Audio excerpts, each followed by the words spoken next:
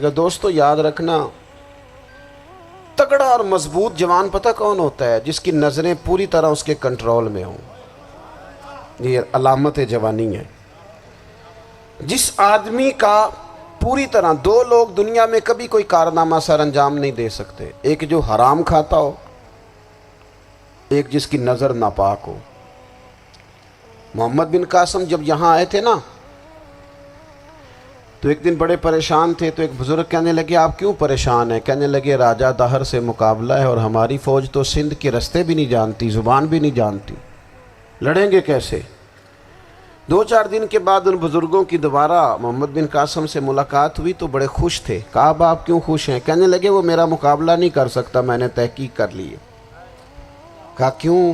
کہنے لگے نظر کا گندہ ہے، اور جو نظر کے گندے ہوتے ہیں وہ میدانوں میں ٹھہرا نہیں کرتے۔ میدان کے لیے نکلنے کے لیے پاک جوانی کی ضرورت ہوتی، تطہیر مزاج ہونا ضروری ہوتا ہے، پاکیزہ افکار اور سچی اور سچی ستھری سوچوں کا ہونا ضروری ہوتا ہے۔ اس لیے فرمایا کہ میرا مقابلہ نہیں کر سکتا۔ حضرت عبداللہ ابن حذافہ کمرے میں تھے تو وزیر کی بیٹی اندر سجی سنوری پہنچ گئی۔ جیسے ہی آپ نے اس کفر کی چال کو دیکھا تو تیمم کر کے نفل شروع کیے۔ وہ ساری رات بیٹھی رہی، رب کا بندہ ساری رات عبادت کرتا رہا۔ عبادت بڑا سہارا ہے، مصلی بڑا سہارا ہے اللہ کے بندوں۔ صبح دروازہ کھولا، وزیر نے اپنی بچی سے پوچھنا چاہتا تھا رزلٹ کیا نکلا، تو وہ کہنے لگی پیچھے ہٹ جا، اب تیرا میرا تعلق کوئی نہیں، میں نے نبی پاک کا کلمہ پڑھ لیا۔ اس نے کہا میں نے بھی زمانہ دیکھا ہے، پر یہ کیا لوگ ہیں، کستوری کے بنے ہوئے، سندل سے دھلے ہوئے، کہ میں ساری رات کمرے میں رہی اور 100 اور 1000 آدمی جس جوان کا مقابلہ نہ کر سکے، اتنا طاقتور جوان کمرے میں رہا اور اسے نظر اٹھا کے نہ دیکھا۔ او کچا رنگ للاری والا جڑا چڑھدا تے لیندا رہندا ہے، اے عشق تیرے دا رنگ محمد چڑھیا پھر نہیں لیندا۔ میں کہا ایک دفعہ نظر اٹھا کے نہیں دیکھا، کمال ہو گئی۔ اتنے بڑے لوگ، اتنی بڑی سعادت مندی، فیروز بختی، معاملہ فہمی حد ہو گئی۔ اللہ اکبر۔ دوستو بادشاہ جب پوری طرح ہار گیا نا، اس نے کہا مار دو۔ تیل گرم کیا ایک کڑاہی میں، اور جب آپ کو اس میں ڈالنے لگے تو آپ کی آنکھوں میں آنسو آ گئے۔ بادشاہ کا خیال ہوا شاید نرم ہو گئے ہیں، کہنے لگا روئے کیوں؟ فرمانے لگے سوچتا ہوں جان ہی ایک ہے، کتنا مزہ ہے اس کی راہ میں جان دینے کا، کتنی لذت ہے اس کے نام پر مرنے میں، کتنا لطف ہے۔ جے تو چڑھیا اتے دار بھی نہیں تے جے تو وکیا عشق بازار بھی نہیں، تے ایڈا سستا سودا پیار بھی نہیں، تے ایڈا سستا لبدا یار بھی نہیں۔ کئی جنگل گانے پیندے نہیں، کئی دوزخ لنگنے پیندے نہیں، جے وہ اس ملوں بھی مل جاوے، ایدوں سستا ہور بپار بھی نہیں۔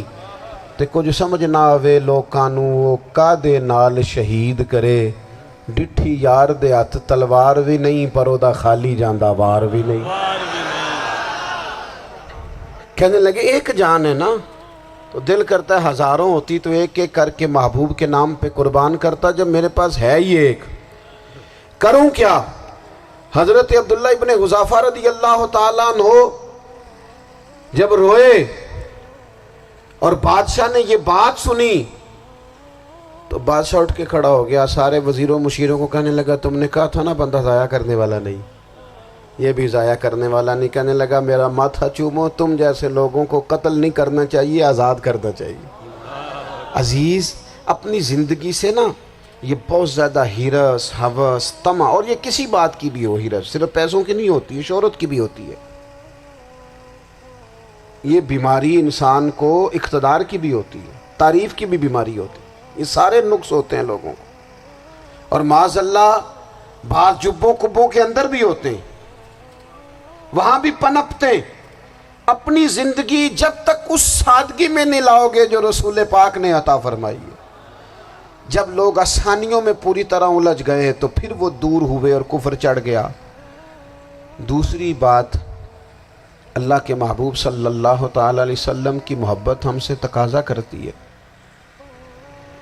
کہ ہم اس مشن کے لیے کام کریں جس مشن کے لیے رسول پاک نے کام فرمایا ہے۔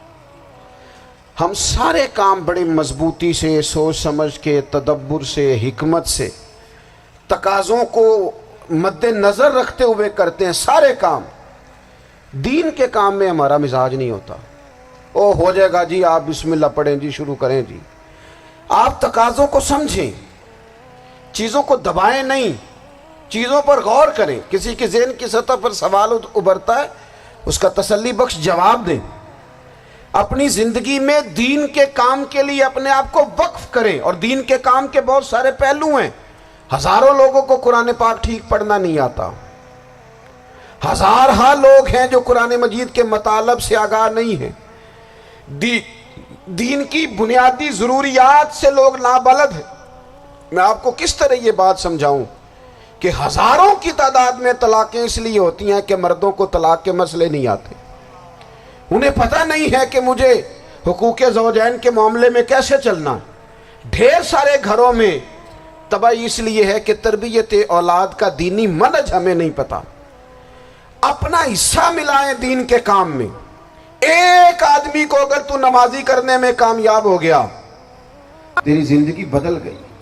وہ دین بیزار لوگ جو ہمارے بیچ بیٹھ کے ہماری نوجوان نسل کو پگڑی اور داڑھی کا نام لے کے بنیادی طور پر دین سے دور کرتے، ایسے نوجوانوں کو دین کا پیغام محبت دے کر دین کے قریب کرنا ہماری ڈیوٹیوں کا حصہ ہے۔ ہمیں ذمہ داری کا احساس کرنا پڑے گا، ہمیں یہ خاص قدم اٹھانا پڑے گا، توجہ دینی پڑے گی۔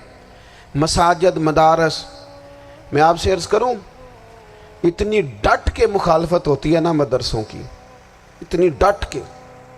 میں ادارہ چلاتا ہوں، اس کے چلانے میں جو مشکلات ہیں وہ تو ہم بتا نہیں سکتے آپ کو، اس لیے کہ میری قوم، میرا اس قوم سے تعلق ہے جو نعت خواں امیر کرنا چاہتی ہے، مدرسے نہیں۔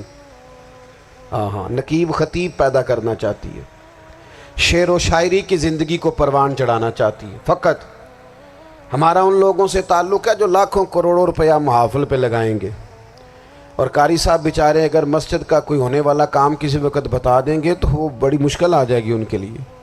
یہ کیسے ہو سکتا ہے، آپ نے یہ ڈیوٹی بتا دی۔ مدارس، اور جتنا اہم رول دین کو پھیلانے میں مدارس اسلامیہ کا ہے، اتنی زبردست، لوگوں کا خیال ہوتا ہے میری طرح کے لوگ شاید کام کرتے ہیں، ڈیوٹی کرتے ہیں۔ یہ 10-15 لوگ آپ کو نظر آتے ہیں جو آپ کو کہیں میڈیا پر یا ادھر ادھر ڈیوٹی کرتے، مخلص لوگ اپنی جگہ پہ، وہ بھی بڑا ہی کام کر رہے ہیں، جو میڈیا پہ آ کے بھی اخلاص سے اور درد دل سے کو دین کی، ان کی بھی کسی بات کی حوصلہ شکنی نہیں۔ لیکن ہزارہا اساتذہ جو مدارس میں بیٹھ کے پڑھاتے ہیں، جنہوں نے وہ سارے لوگ تیار، آپ سمجھ نہیں سکتے کتنا بڑا کام۔ حفظ کا استاد جو ہوتا ہے نا، اس کی ڈیوٹی 24 گھنٹے ہوتی ہے، فجر سے پہلے، اور اس نے بچوں کو اٹھانا ہے۔ تنخواہ تو ہم انہیں دینا نہیں نہ چاہتے جی، تنخواہ نہیں دے دی انہوں نے، ہم بھی مولوی امیر نہ ہو جانا۔ مولوی نو تے سوٹ بھی 27ویں والی رات دے ہے تاکہ کدھر سوان کے عید والے دن پا نہ لوے، چونکہ 27ویں تو بعد تے درزی پھڑتا ہی کوئی نہیں، کیوں حضرت؟ ایسا ہی ہے نا، اس وقت تو نہیں نہ لیتا، تو ہم چاہتے ہیں مولوی ہماری مرضی کے ہماری طرح کا سوٹ نہ پہن لے۔ مدارس کی مضبوطی، آپ یہ دیکھ لیں، یہ صلاح الدین ایوبی کا تعلق بھلا کس چیز سے تھا؟